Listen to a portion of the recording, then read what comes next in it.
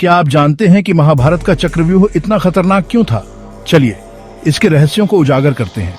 महाभारत का चक्रव्यूह सिर्फ एक सैन्य रणनीति नहीं थी, बल्कि यह एक अद्भुत और जटिल संरचना थी। यह एक ऐसी संरचना थी जो दुश्मन को भ्रमित करने और उसे पराजित करने के लिए बनाई गई थी। इसका आकार सर्पिल होता था, जो देखने में जितना आकर्षक लगता था उतना ही खतरनाक भी था, जिसमें हर द्वार पर एक महारथी योद्धा खड़ा होता था।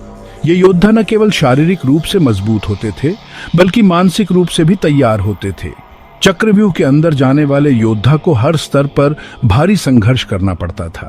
हर द्वार पर एक नई चुनौती होती थी और हर चुनौती पहले से कठिन होती थी। लेकिन असली चुनौती थी इसका भ्रम पैदा करने वाला ढांचा। यह ढांचा इतना जटिल था कि योद्धा को समझ ही नहीं आता था कि वह किस दिशा में जा रहा है। जब कोई योद्धा अंदर प्रवेश करता तो उसे लगता कि वह धीरे धीरे बाहर निकल रहा है, लेकिन असलियत यह थी कि वह और गहराई में फंसता चला जाता। यह एक मानसिक और शारीरिक परीक्षा थी जो योद्धा की सहनशक्ति को परखती थी। चक्रव्यूह में योद्धा लड़ते लड़ते थक जाते थे और यही उनकी सबसे बड़ी कमजोरी बन जाती थी। थकान के कारण उनकी गति धीमी हो जाती थी और वे आसानी से दुश्मन के निशाने पर आ जाते थे, और यही उनकी सबसे बड़ी कमजोरी बन जाती थी। थकान के कारण उनकी निर्णय लेने की क्षमता भी प्रभावित होती थी। अब सवाल उठता है कि चक्रव्यूह को तोड़ा कैसे जा सकता था। यह एक ऐसा प्रश्न था जो हर योद्धा के मन में उठता था। इसका जवाब है दुश्मन की बाहरी परिधि को ध्वस्त करना।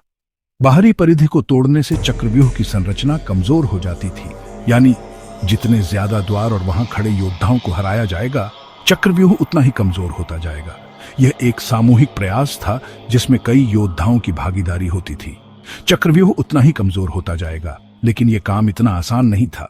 हर द्वार पर खड़े योद्धा को हराना एक बड़ी चुनौती थी, लेकिन यह काम इतना आसान नहीं था। यह एक कठिन और जोखिम भरा कार्य था जिसमें हर कदम पर मौत का सामना करना पड़ता था। महाभारत में चक्रव्यूह को तोड़ने की कला सिर्फ 4 योद्धाओं के पास थी: श्री कृष्ण, अर्जुन, गुरु द्रोणाचार्य और प्रद्युम्न। ये चारों योद्धा अपनी अद्वितीय रणनीति और कौशल के लिए जाने जाते थे। कौरवों के प्रधान सेनापति गुरु द्रोणाचार्य ने चक्रव्यूह का इस्तेमाल एक विशेष मकसद के लिए किया था। वे धर्मराज युधिष्ठिर को बंदी बनाना चाहते थे। इसके लिए उन्होंने इस अद्वितीय व्यूह की रचना की। यह एक ऐसी रणनीति थी जो दुश्मन को पूरी तरह से पराजित करने के लिए बनाई गई थी। लेकिन चक्रव्यूह का सबसे दिलचस्प और भावुक क्षण तब आया जब वीर अभिमन्यु ने इसमें प्रवेश किया। अभिमन्यु की वीरता और साहस ने सभी को चौंका दिया।